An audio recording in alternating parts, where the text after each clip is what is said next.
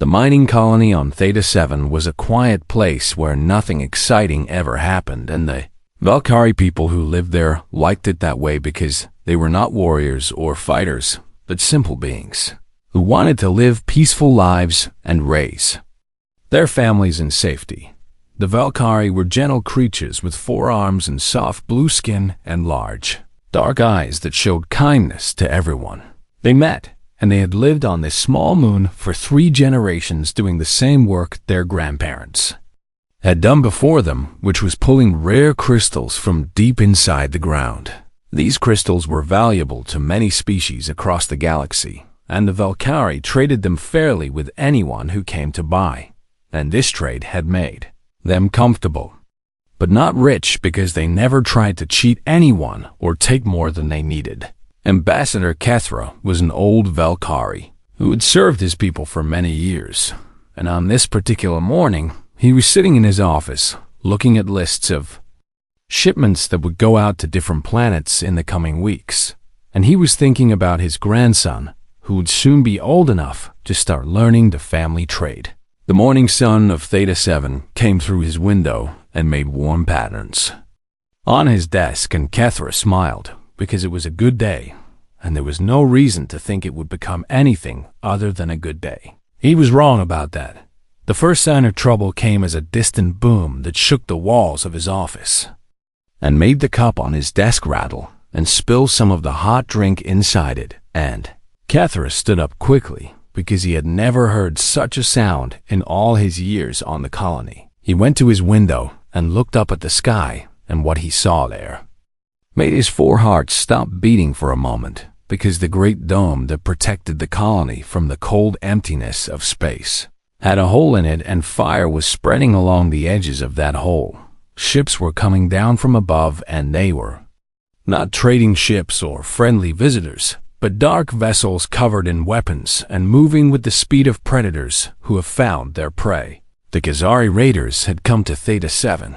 The Khazari were known throughout the galaxy as the cruelest of all the slaver species, and they attacked worlds that could not defend themselves and took the people who lived there to sell in dark markets on the other side of the universe, and no one who was taken by them was ever seen again.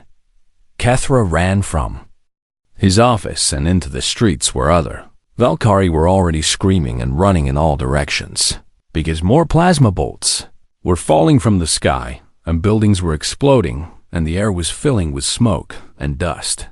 He grabbed young mother, who was carrying 2 small children, and he shouted at her to go to the underground shelters, where they would be safe, and she nodded with terror in her eyes and ran in the direction. He pointed all around the colony. The same scenes were happening as families tried to find each other and elders tried to guide everyone to safety, and the Khazari ships kept firing and firing until the communications tower that connected Theta 7 to the rest of the galaxy fell down in a heap of burning metal. This was how the raiders worked, because they did not want anyone to call for help, and they did not want anyone to escape. And they believed that once they had cut off a colony from the outside universe, it belonged to them completely. But the Khazari had made a mistake, and it was a mistake that would cost them everything. In the moments before the communications tower fell, a young technician named Celia had been working on the emergency systems, and she had seen the attack beginning on her screens, and without thinking about it too much, she had pressed the button that sent out an automatic distress signal. This signal was very old, and it used a frequency that most species had forgotten about long ago, but the humans had not forgotten it, because humans never forgot anything that might one day save lives. They called it the Warborn channel, and it existed for one reason only, which was to tell humanity that somewhere in the galaxy, someone needed help right now.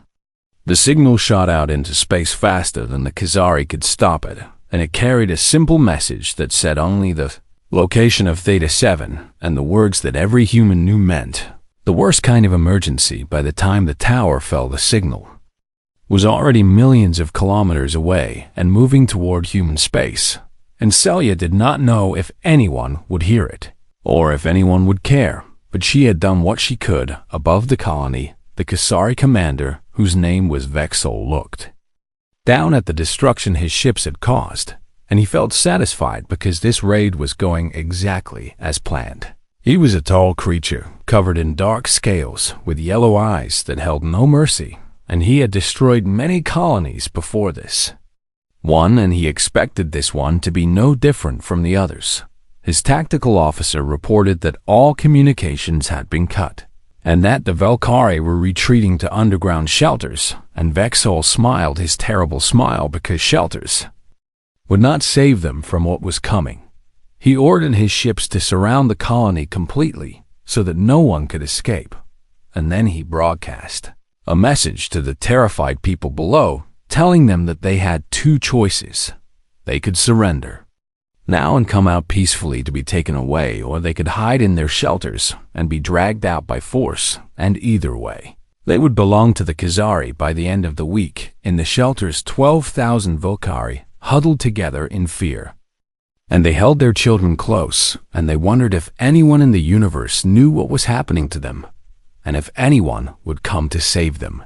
Elder Mothras was the oldest Valkyrie in the colony, and he had lived long enough to remember the stories his own grandfather had told him about a time when the Valkyrie had helped another species that was suffering, and that species had been the humans. It had been called the Martian Famine, and it had happened when humans were still young, in space and struggling to survive, and the Valkyrie had sent food and medicine and asked for nothing in return, because it was simply the right thing to do.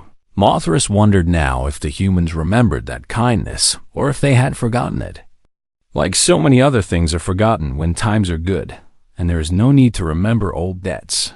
He did not know that far away in the Sol system, the distress signal from Theta 7 had already been received, and that humans were already preparing to answer it. He did not know that humanity never forgets, and he did not know that the Khazari had just made the worst mistake of their entire existence. Admiral Helena Cross was not thinking about war when the signal reached her, because she was at a party celebrating her daughter's graduation from the academy, and she was feeling proud and happy like any mother would feel. Her daughter Maria had worked so hard for 4 years, and now she was finally an officer in the Interstellar Navy, and Helena had tears in her eyes as she watched Maria laugh with her friends and talk about the future they would all share. The party was happening in the garden of their family home on Earth, in a place called Athens, where Helena's ancestors had lived for hundreds of years, and the evening sun was warm and golden, and everything seemed perfect. Then her neural implant buzzed with a sound she had not heard in 7 years, and her blood went cold, because that sound meant only one thing.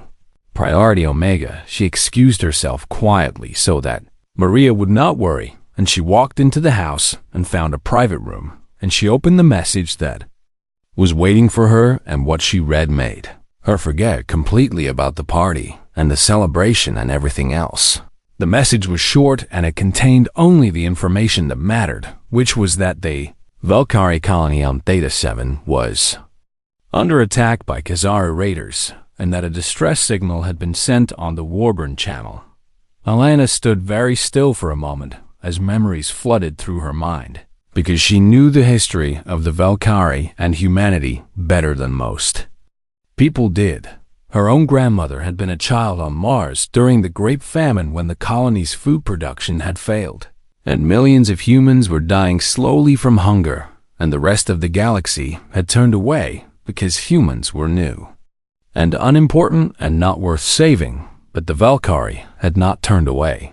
They had loaded their ships with everything they could spare, and they had traveled across the galaxy to bring help to strangers they had never met, and they had asked for nothing in return except friendship. Helena's grandmother had survived because of Valkyrie generosity, and so had millions of other humans, and humanity had sworn then that they would never forget what the Valkyrie had done for them. Now the Valkyrie needed help, and there was no question about what humanity would do. Helena made one call, and that call set everything in motion. The Warborn Protocol was not just a military procedure, but a sacred promise that humanity had made to itself and to its allies, and it said simply that when friends called for help, humanity would answer no matter the cost and no matter the distance.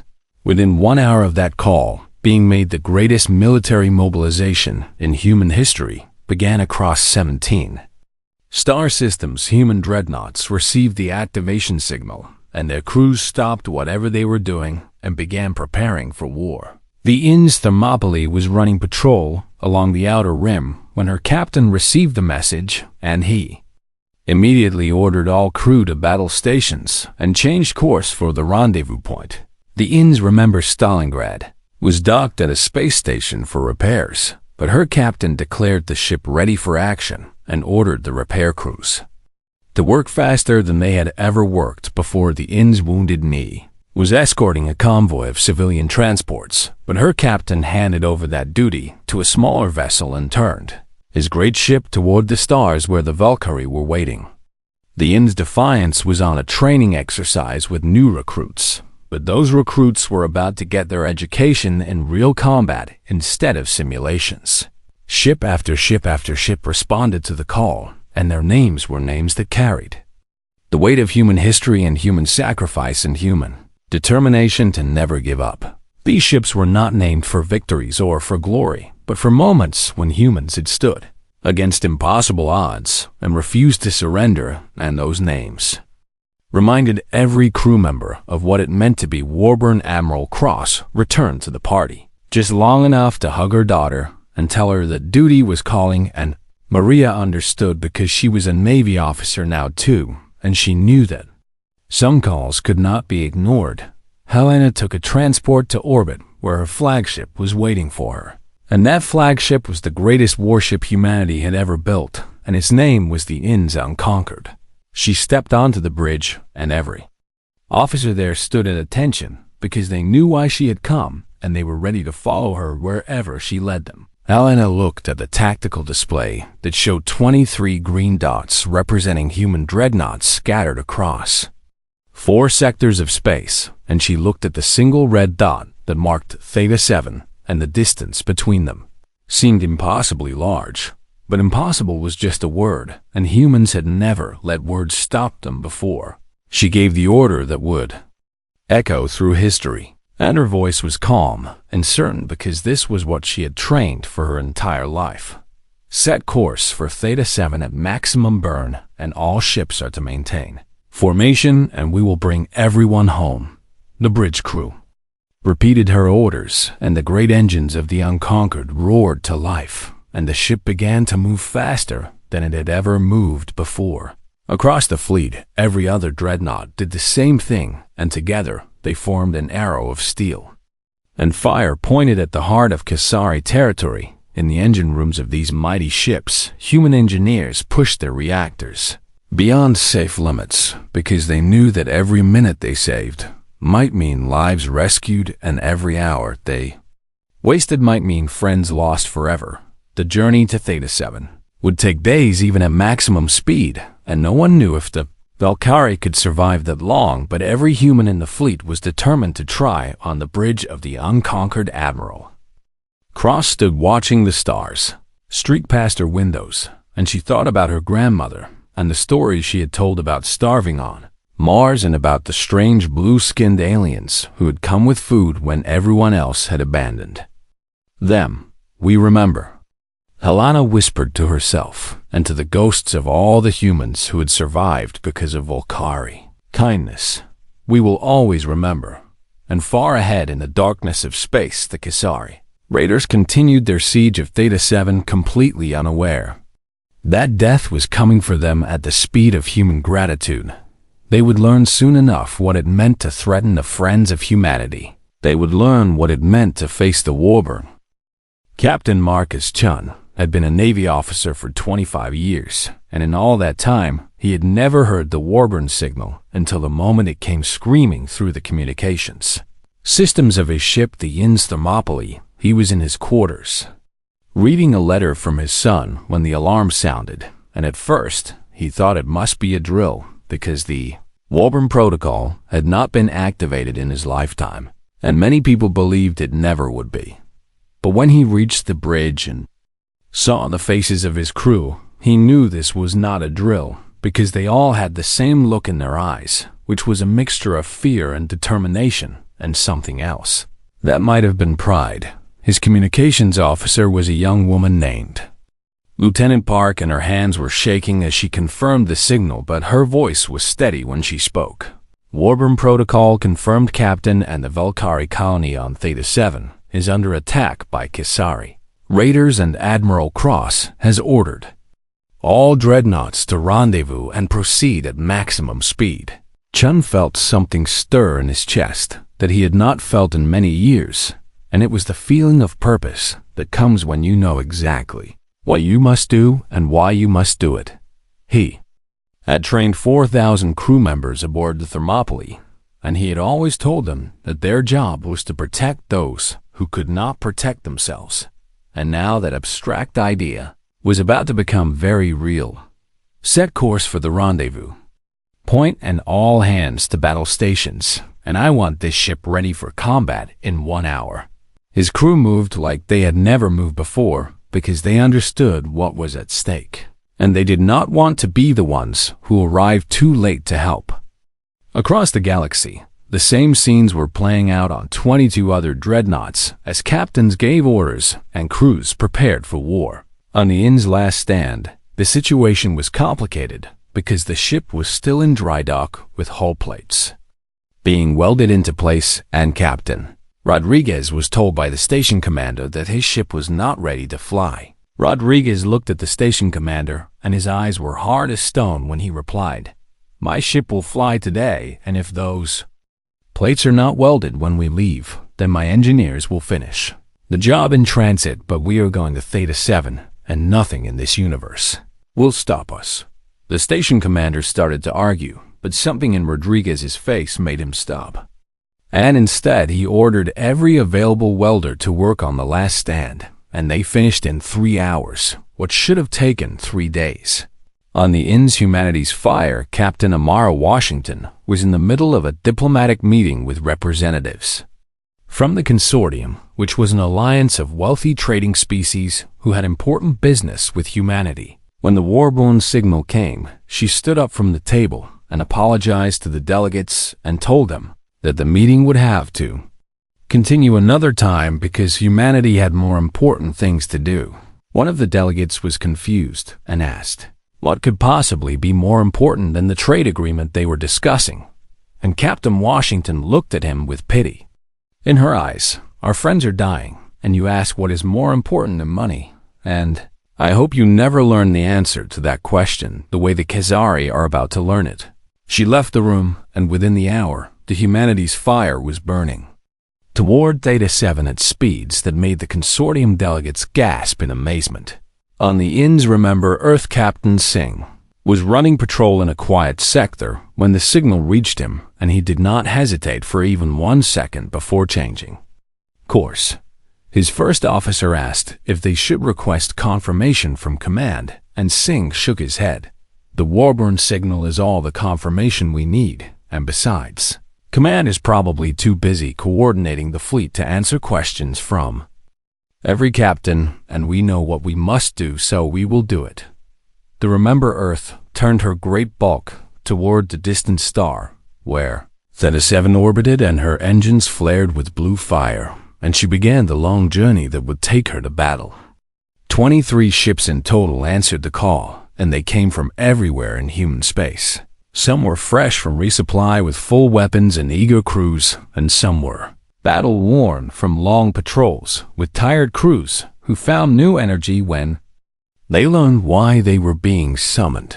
Some captains had personal connections to the Valkyrie because they had met them in trade or in friendship, and some captains had never seen a Valkyrie in their lives, but it did not matter because the Valkyrie were allies, and allies did not abandon each other.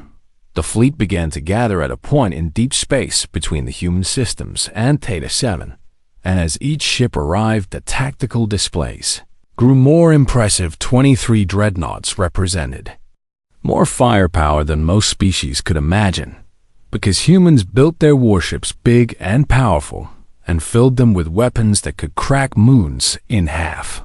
But firepower alone would not save the Valkyrie because distance was the enemy now. And even at maximum speed, the fleet would need days to reach Theta 7 Admiral.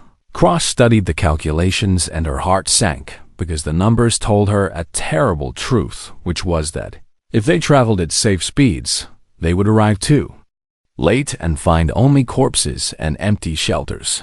She gathered her captains in a holographic conference, and she showed them the numbers, and she asked them a question that she already knew. The answer to, we can save our engines and arrive in 5 days, or we can push beyond all safe limits and arrive in 3, and I will not order anyone to destroy their ship, but I am asking who will follow me into the fire.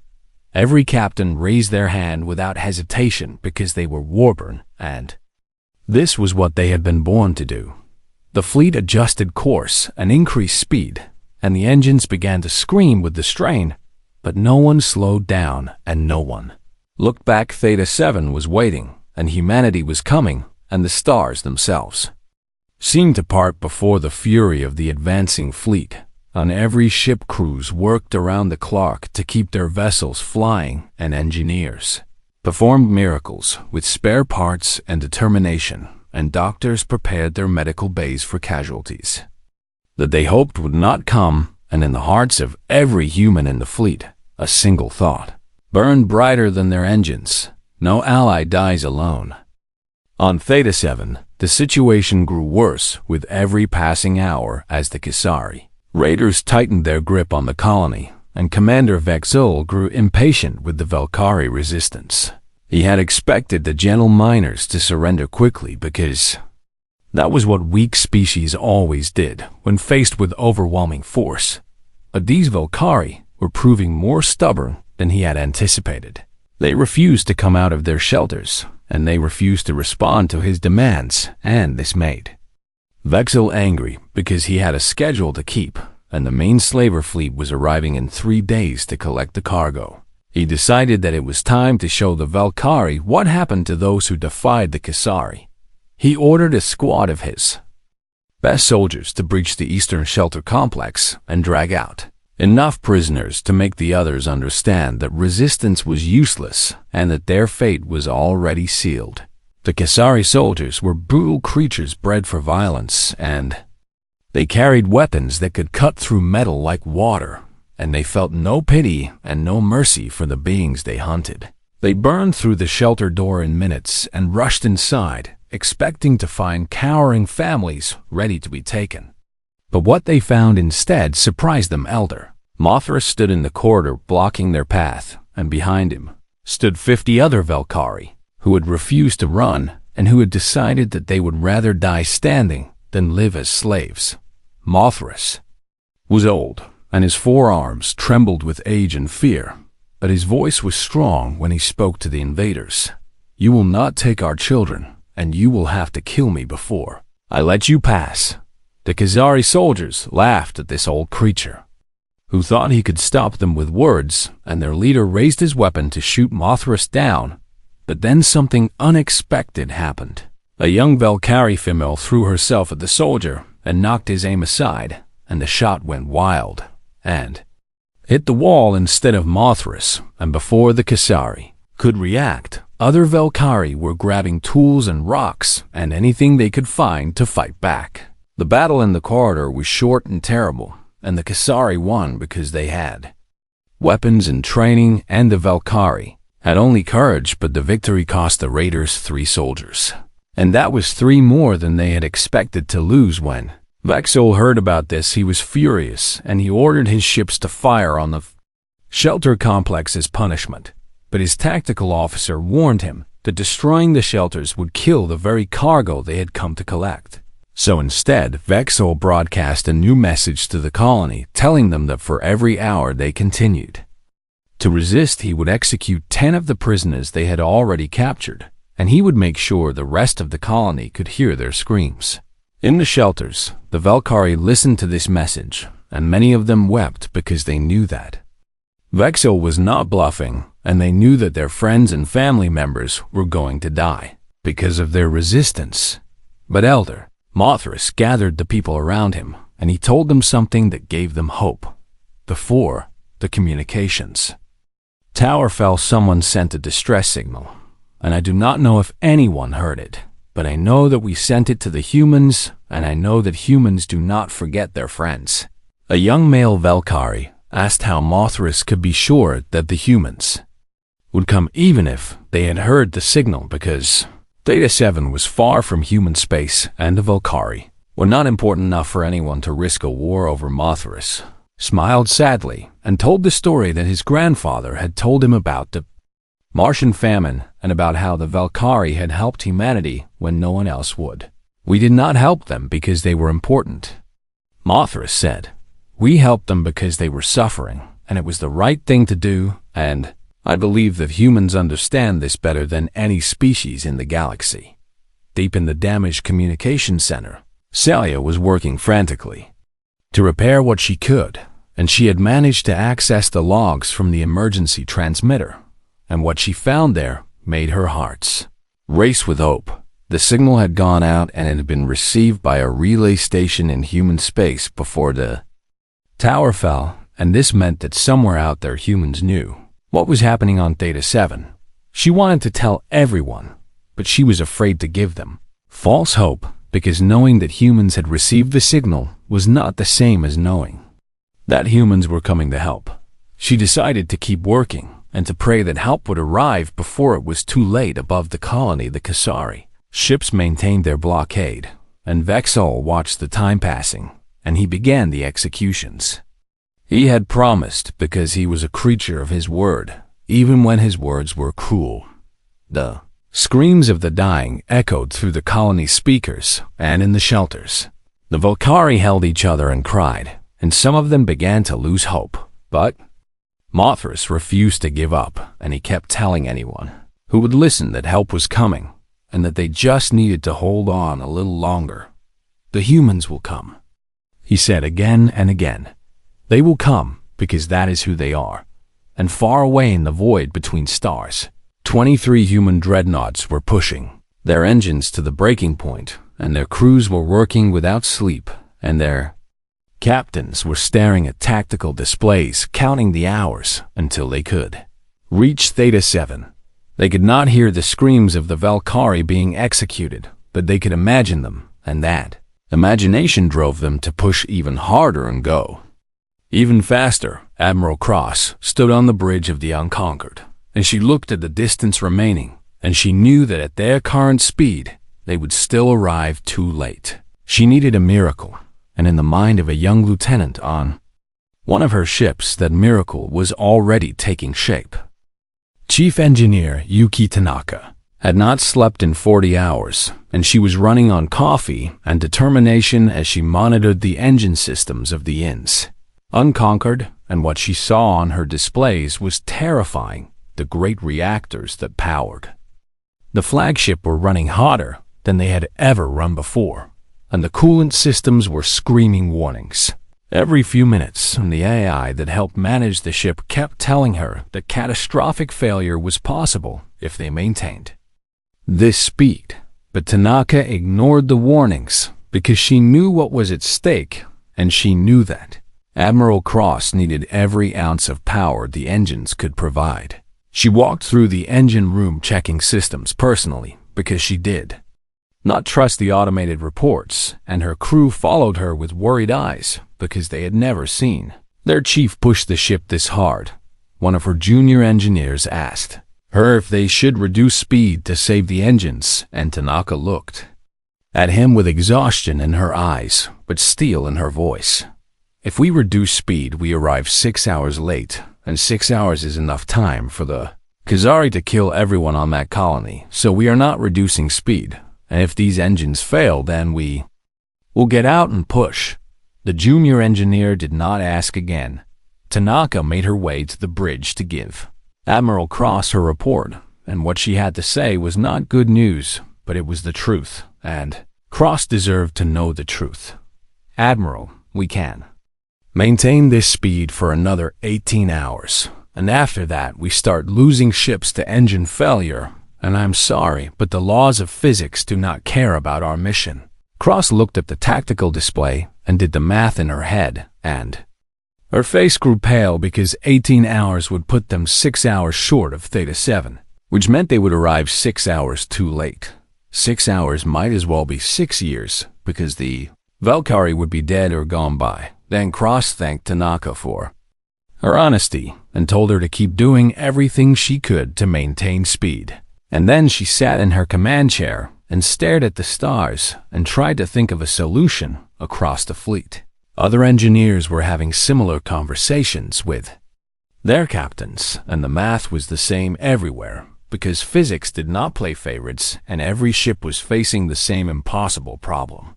It seemed like the mission was doomed to fail before it had even truly begun, but humans had never been good at accepting impossible situations and on the ins.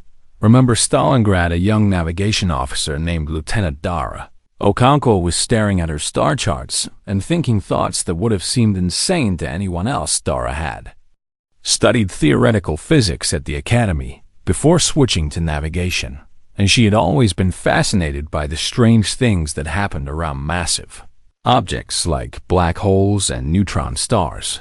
She was looking at a section of space between the fleet and Theta 7 that most navigators avoided completely because it contained the Kepler twins, which were two neutron stars that orbited each other in a deadly dance.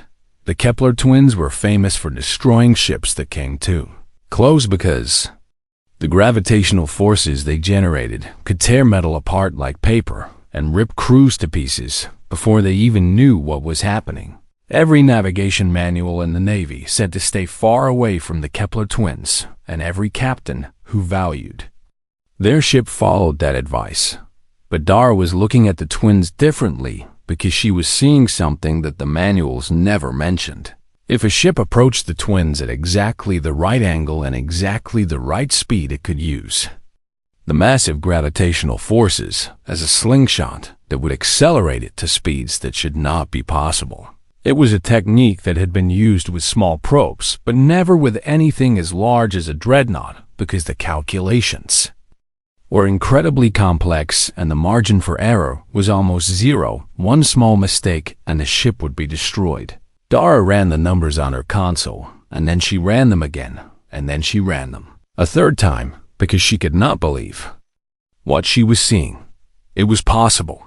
If the entire fleet flew in perfect formation and hit the gravitational field at exactly the right moment, they could cut 2 days off their travel time and arrive at Theta 7 before the main Kasari fleet arrived. She took her calculations to her captain, who looked at them with wide eyes and said this was either the most brilliant idea he had ever seen or the most insane, and probably it was both. The captain forwarded the calculations to Admiral Cross with a note that said one of his officers might have found a way to save the mission, but it would require every captain in the fleet to risk their ship on the work of a 24-year-old Lieutenant Cross reviewed the calculations personally, and she called in her best navigation officers to check the math, and they all came to the same conclusion. It could work, but it was incredibly dangerous, and if anything went wrong, ships would die. Cross thought about the Valkyrie huddling in their shelters, and she thought about the executions that Vexol was carrying out, and she thought about her grandmother who had survived because the Valkyrie had taken a chance on a species they did not know. She made her decision. All ships alter course for the Kepler twins, and we will execute a synchronized gravitational slingshot, and I want every navigator in the fleet working together to make sure we do this right. Her communications officer sent the orders, and across the fleet captains received them with a mixture of fear and excitement because what they were about to attempt had never been done before. Lieutenant Okonkwo was promoted to Fleet Navigation Coordinator on the spot, and suddenly the young woman who had been running calculations alone in her quarters was in charge of guiding 23 dreadnoughts through the most dangerous maneuver in naval history. She took a deep breath and began to work. The Kepler twins waited ahead, burning white-hot against the blackness of space, and the human fleet turned toward them like an arrow aimed at the heart of impossibility. They would either save the Valkyrie or die trying, and for the Warborn, there was no other choice.